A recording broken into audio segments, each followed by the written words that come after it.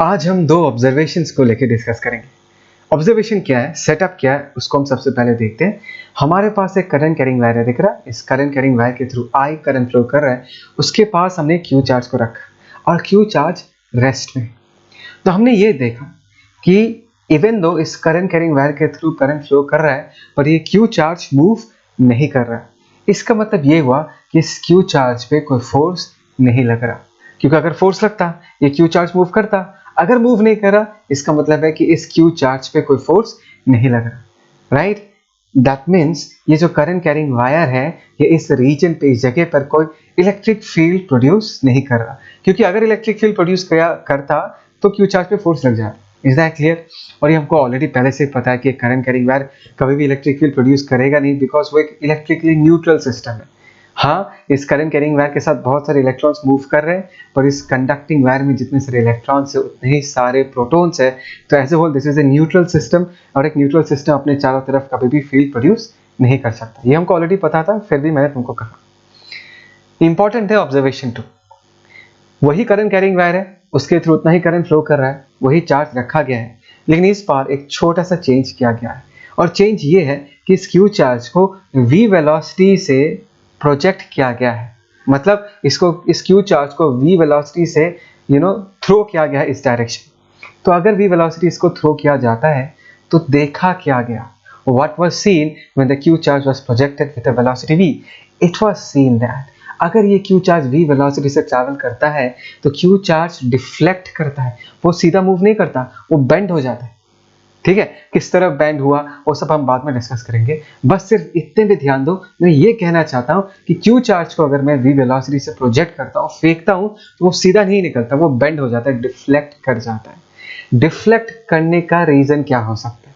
अगर जिस रास्ते में हमने उसको धक्का दिया उस तरफ मूव नहीं करके अगर वो बेंड हो जा रहा है, इसका मतलब ये है कि उस क्यू चार्ज पे डेफिनेटली कुछ फोर्स लगा होगा। Yes, there should be some force acting on the Q charge. Fine. So हमने ये कंक्लूड किया कि चलो ऑब्जर्वेशन 2 में सेकंड सिनेरियो में क्यू चार्ज में डेफिनेटली कुछ फोर्स तो लग रहा है, लेकिन from observation 1 we can conclude ये जो फोर्स है ये इलेक्ट्रिक फील्ड वाला फोर्स नहीं होगा। क्यों?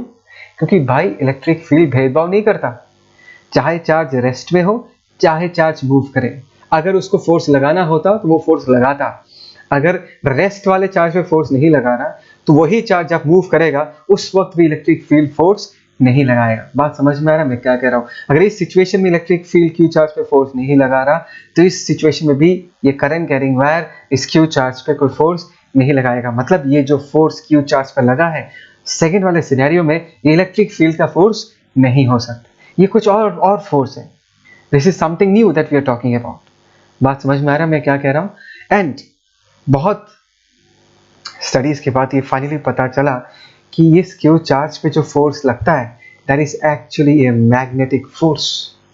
मैं बताऊंगा इसके पीछे बहुत एक इंटरेस्टिंग सा स्टोरी है कि ये एक करंट कैरिंग वायर कैसे क्यू चार्ज पे मैग्नेटिक फोर्स लगाता है, ये कैसे डिस्कवर हुआ था, इसके पीछे बहुत बढ़िया सा कहानी है, मैं तुमको ये बताऊंगा। बट फिलहाल सिर्फ ये समझ के रखो कि इस बार ये जो करंट कैरिंग वायर है डेफिनेटली इस क्यू चार्ज पे फोर्स लगा रहा है, और ये तब फोर्स लगाएगा जब ये क्यू चार्ज मूव कर रहा है। बिकॉज अगर रेस्ट में तो फोर्स नहीं लगाता, मूव कर रहा है तब फोर्स लगाता है। और वो इलेक्ट्रिक फील्ड नहीं है वो फोर्स, वो एक नया फोर्स है जिसको हम बोलते हैं मैग्नेटिक फोर्स।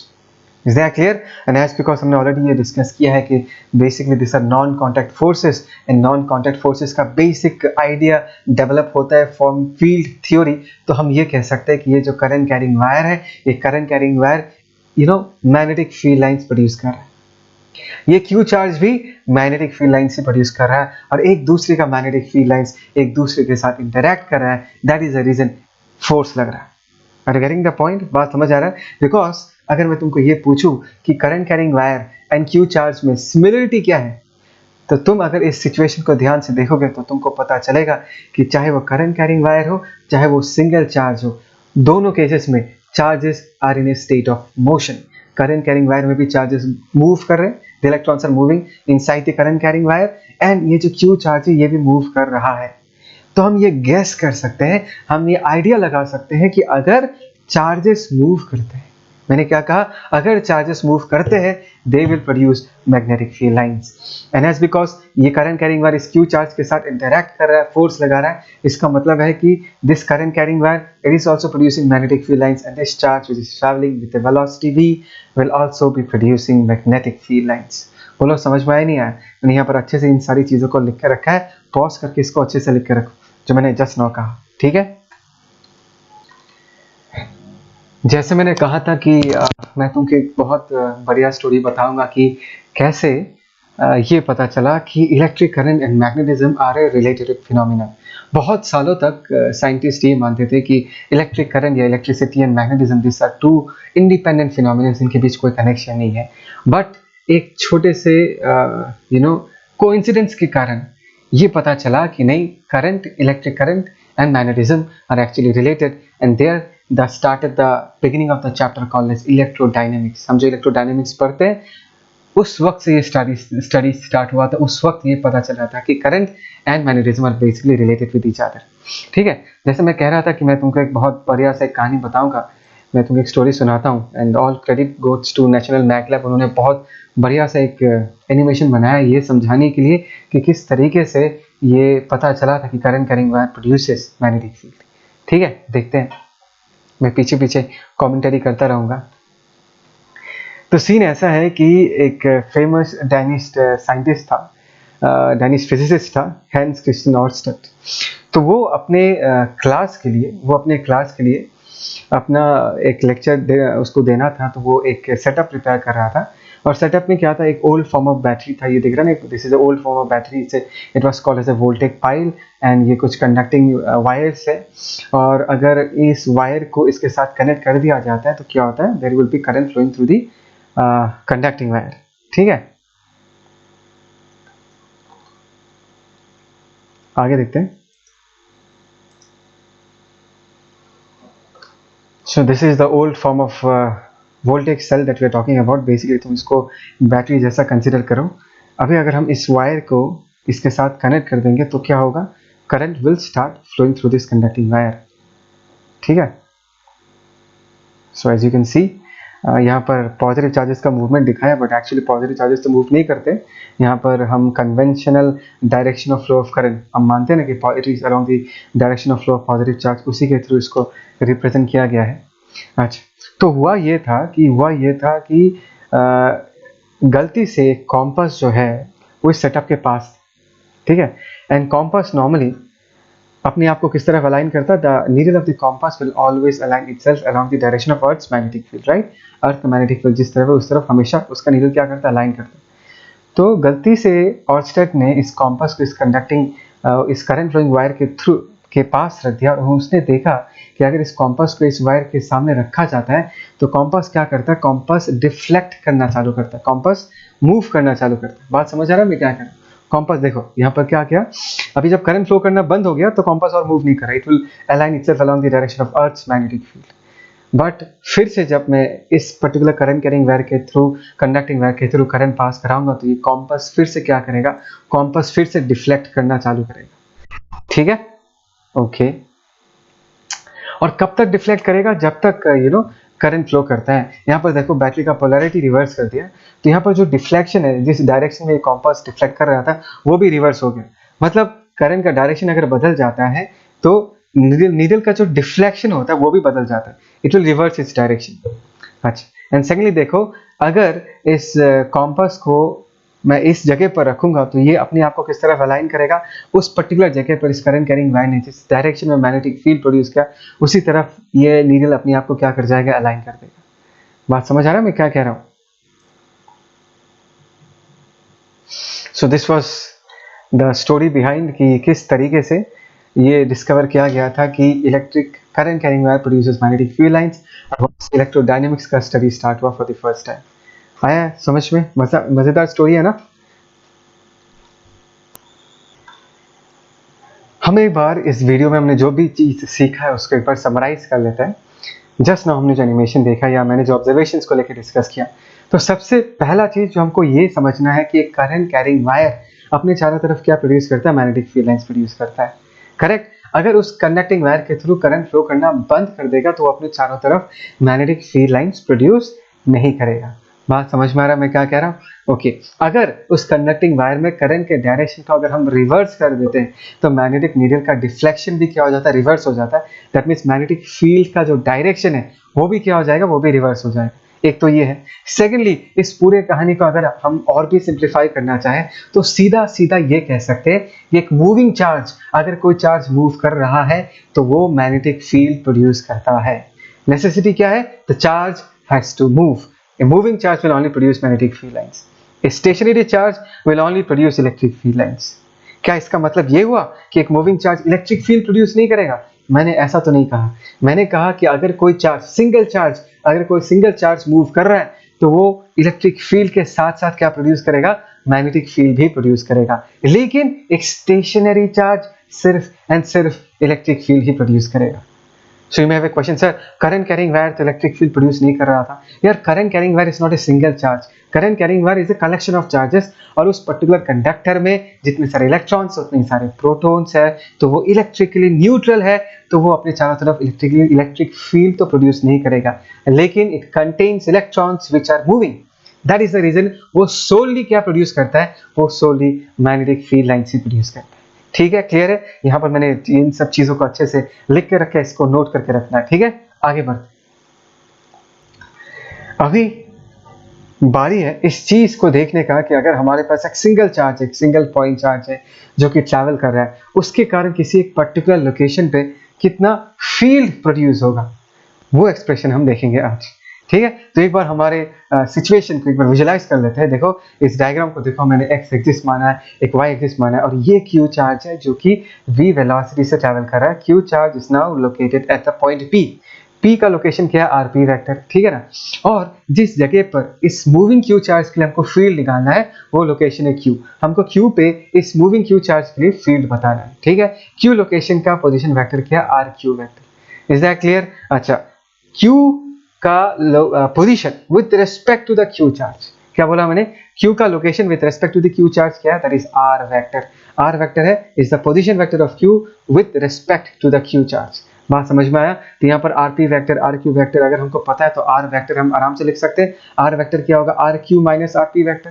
ठीक है ना, मैं लिख नहीं रहा, बस बता के रख रहा हूँ। एंड ये क्यू चार्ज जो है वो v वेलोसिटी से ट्रैवल कर रहा है, ऑब्वियसली ट्रैवल कर रहा होगा, that is the reason we are talking about magnetic field.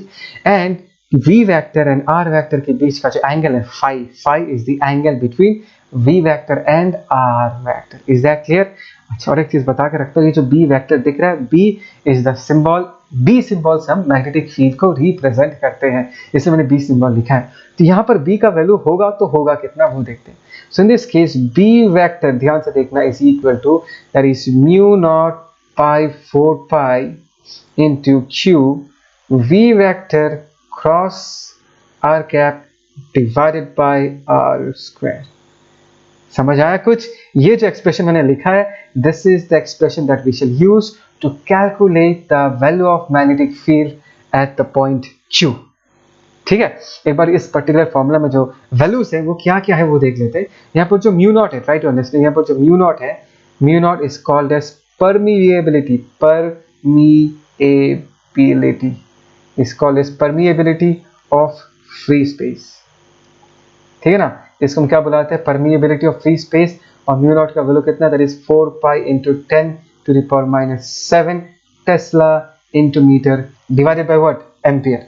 समझ में आया? That is 4 pi into 10 to the power -7 tesla into meter by ampere. Q तो चार्ज है, v तो वेलोसिटी, r वेक्टर क्या है, not r vector, reminded this is r cap, ये r cap है, this is r cap. r cap is basically unit vector, it is basically unit vector along what, along r vector। ठीक है ना, r square it is the distance between q charge and the location q।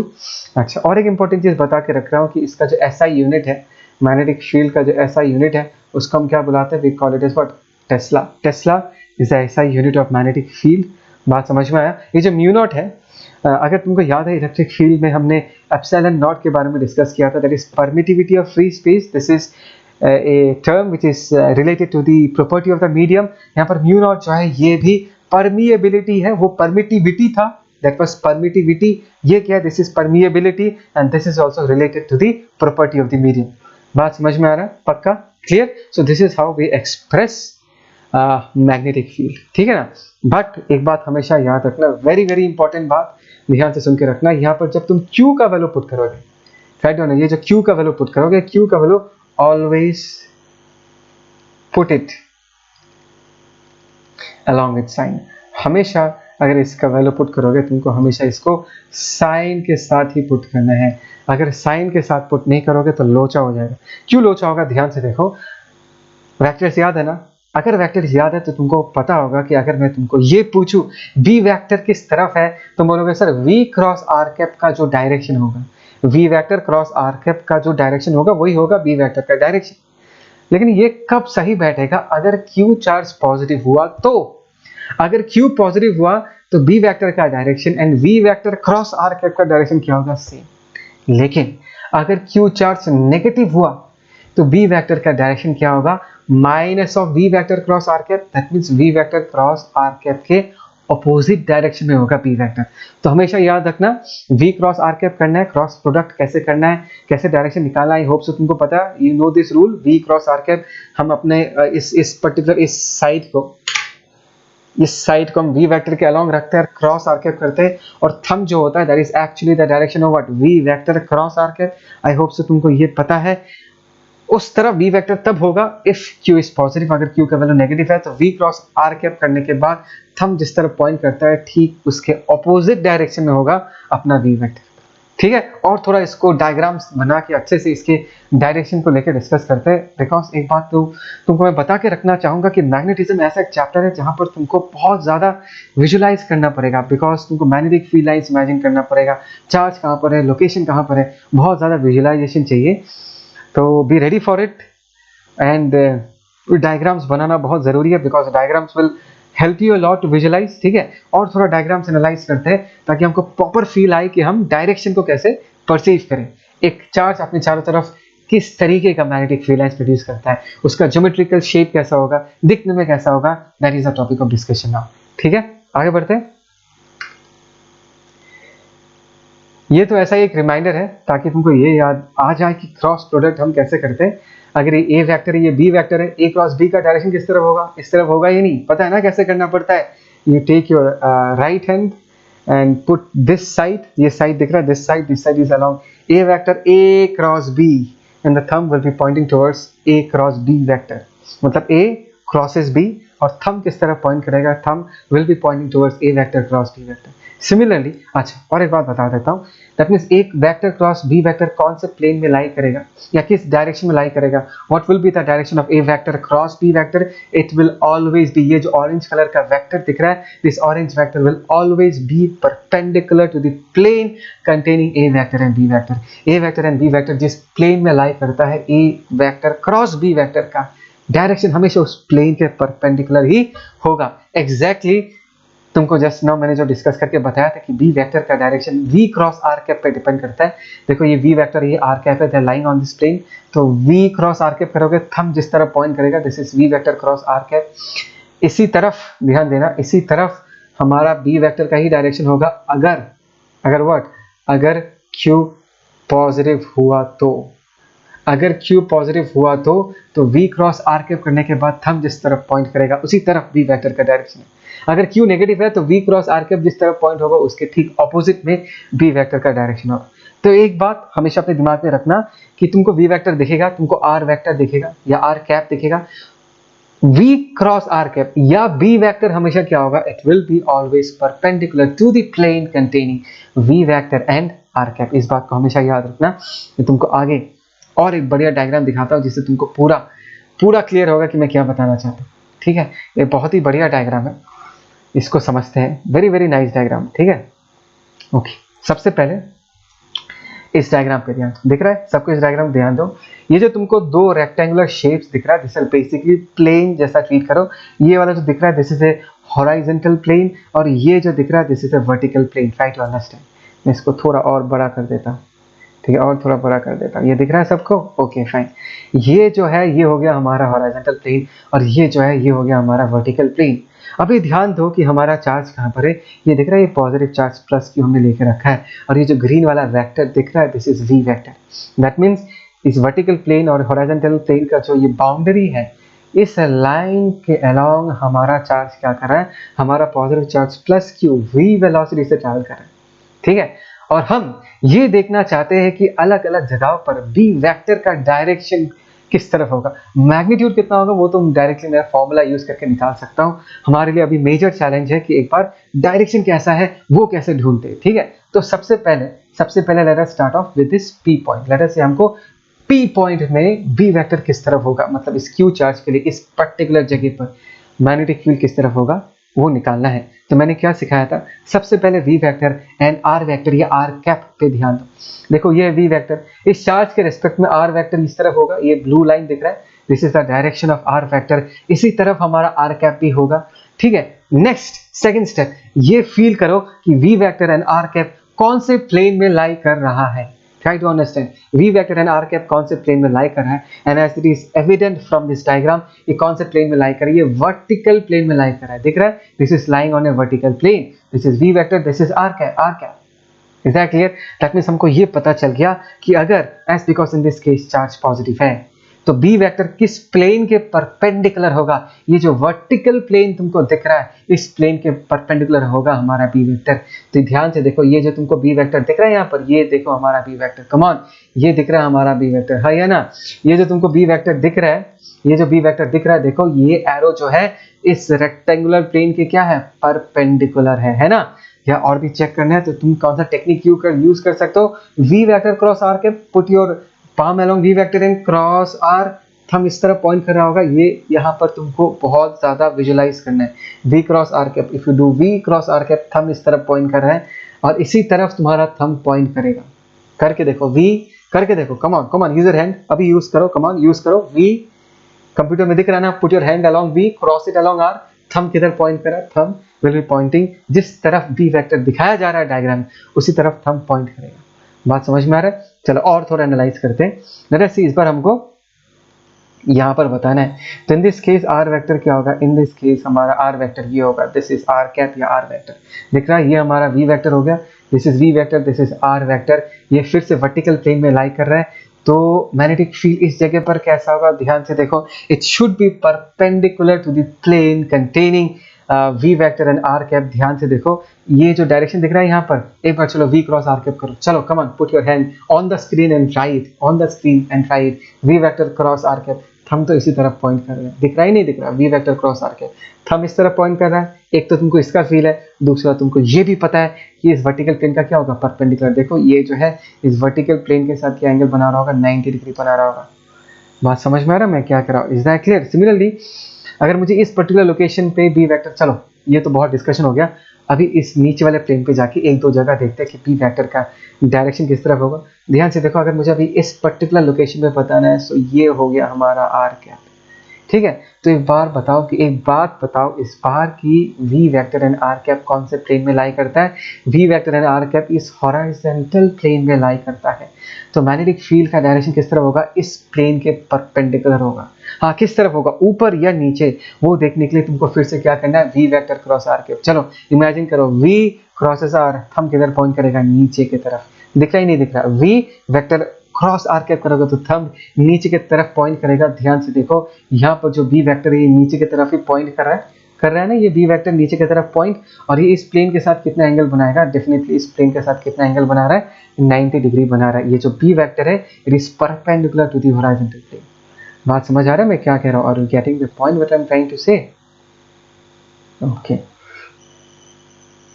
अच्छा मैं इसको मिटा देता हूँ। ये देखिए, अभी से कि हमको इस जगह पर, ये इस पर्टिकुलर जगह पर फील्ड बताना है, तो ये बन जाएगा हमारा आर कैप, ठीक है। फिर से और एक बार, V vector cross are cap किधर पॉइंट करेगा, नीचे की तरफ। ध्यान से देखो, यहाँ पर भी बी वेक्टर किधर है, नीचे की तरफ है, और ये स्प्रिंग का क्या है, परपेंडिकुलर है।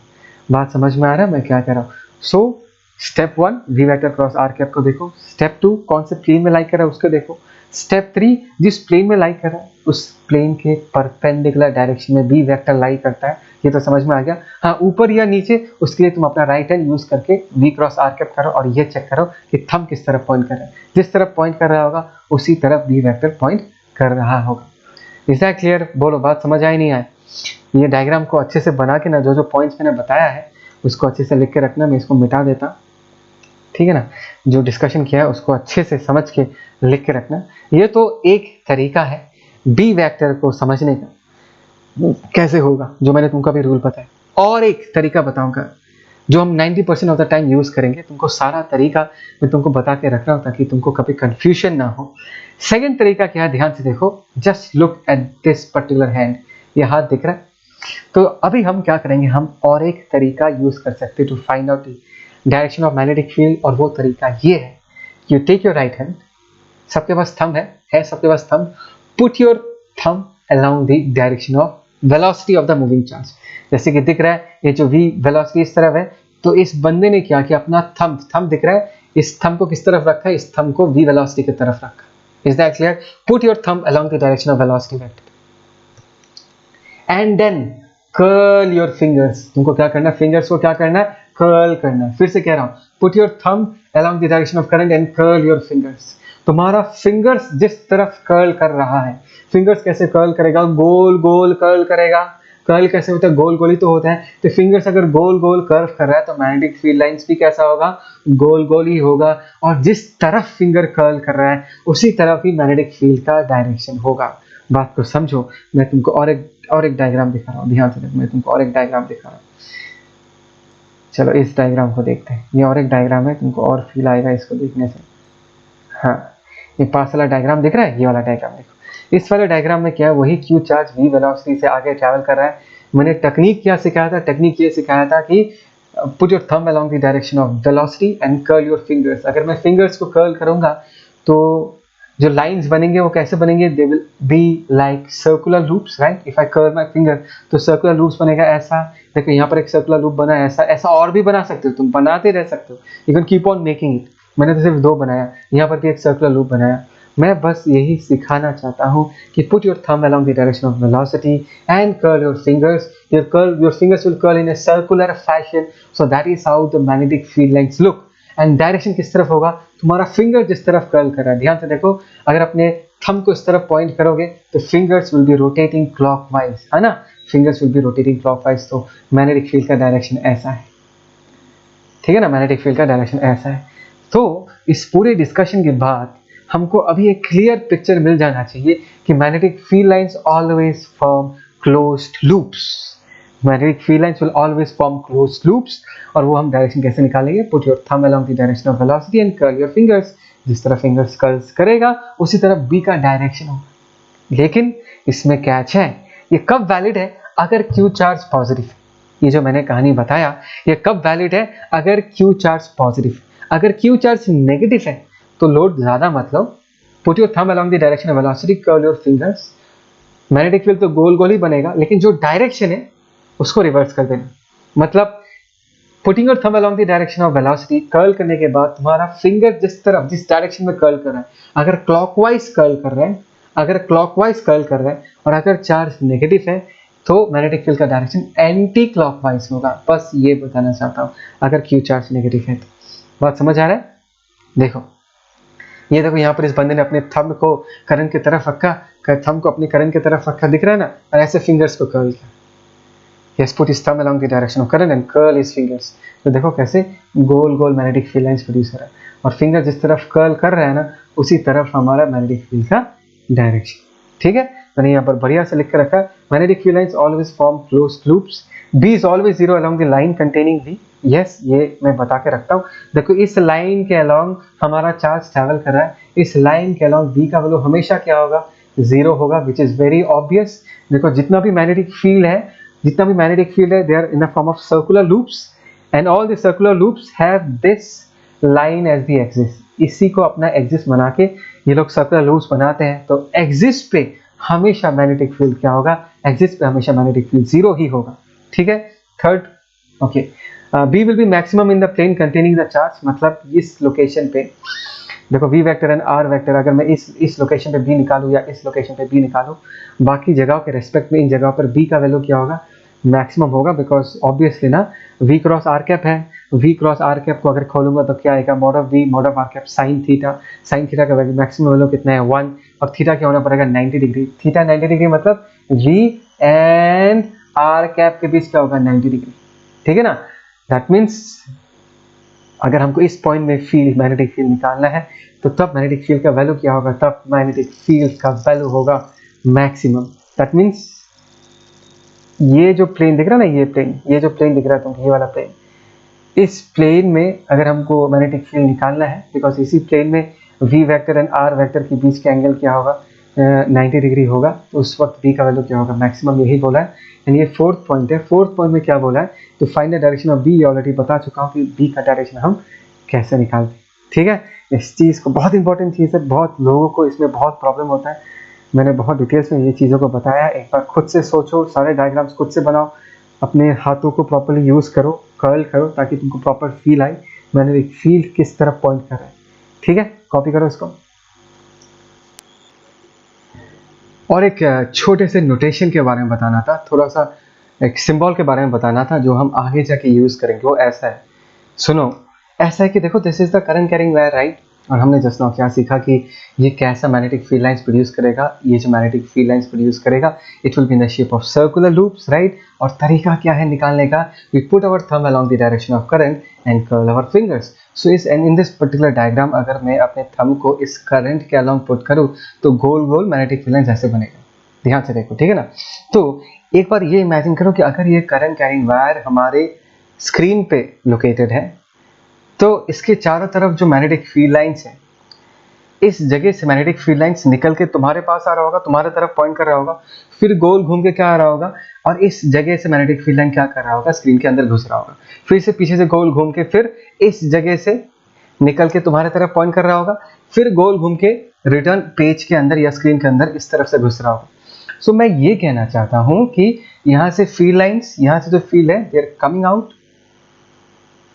है ना, यहां से फील्ड निकल रहा है एंड पेपर के अंदर ये फील्ड इस जगह से फिर से क्या कर रहे हैं, they are getting in, are getting the point, समझ में आया। यहां पर जो फील्ड होगा it will be facing towards me, मतलब मेरे तरफ पॉइंट कर रहा होगा, एंड इस जगह पर जो होगा it will be facing away, ये क्या होगा, this will be facing away, दूर की तरफ फेस कर रहा होगा। तो मैं ये कहना चाहता हूं कि यहां से जो बी वेक्टर निकलेगा, बी वेक्टर का सर, बी वेक्टर का हेड हमारे तरफ पॉइंट कर रहा होगा, और इस जगह पर, इस जगह को देख रहे हो ना, कर्सर को देखो, यहाँ पर मैग्नेटिक फील्ड लाइन पेपर के अंदर घुस रहा है, तो उस वेक्टर का पूंछ जो है, जो टेल है, वो हमको दिखाई दे रहा होगा। तो ये जो क्रॉस है, this represents the tail of the vector, और ये जो डॉट है, this dot represents the head of the vector. मतलब मैं ये बताना चाहता हूं कि अगर हमारे पास एक मिनट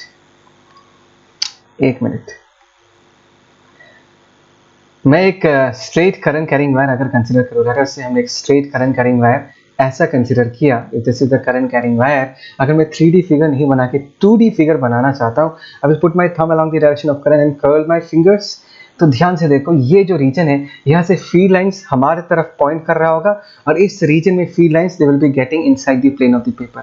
तो यहाँ पर जो फील्ड लाइंस है उसको रिप्रेजेंट करने के लिए हम ऐसा डॉट वाला सिंबल यूज करेंगे, बिकॉज यहाँ से फील्ड लाइंस पेपर से निकल रहा होगा, और इस जगह पर हम फील्ड लाइंस को रिप्रेजेंट करने के लिए ये क्रॉस वाला सिंबल यूज करेंगे, बिकॉज यहाँ पर फील्ड लाइंस क्या कर रहा होगा, यहाँ पर फील्ड लाइंस पेपर के अंदर घुस रहा होगा, और यहाँ पर फील्ड लाइंस पेपर से निकल रहा होगा, यहाँ पर फील्ड लाइंस पेपर के अंदर घुस रहा होगा। तो अगर डॉट दिखाई दे रहा है, that means you are looking at the head of the magnetic field. अगर क्रॉस दिखाई दे रहा है, इसका मतलब है you are looking at the tail of the magnetic field. याद रहेगा ना ये चीज, बस ये छोटा सा चीज तुमको बताना था।